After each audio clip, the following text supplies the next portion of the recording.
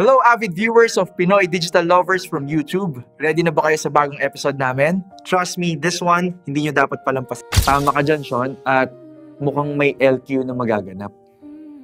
Di kaya dahil daw kay Kevin? Sean, let's find out yan sa episode 3. Streaming na on Friday sa Pinoy Digital Lovers YouTube channel. Kaya let's all watch the teaser episode. And please don't forget to like, share, and subscribe. Love you all, guys!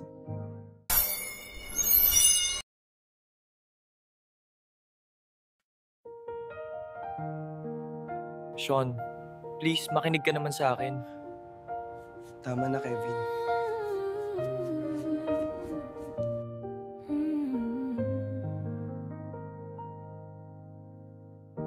Akala ko tayo na, pero bakit parang iba? Hi, babe! Riz, anong ginagawa mo dito? To see you. Don't you miss me? Hindi mo masabi.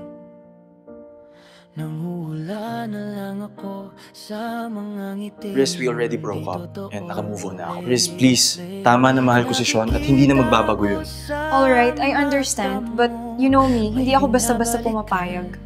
Kahit anong pili ko, parang ako ang nahuli sa laban.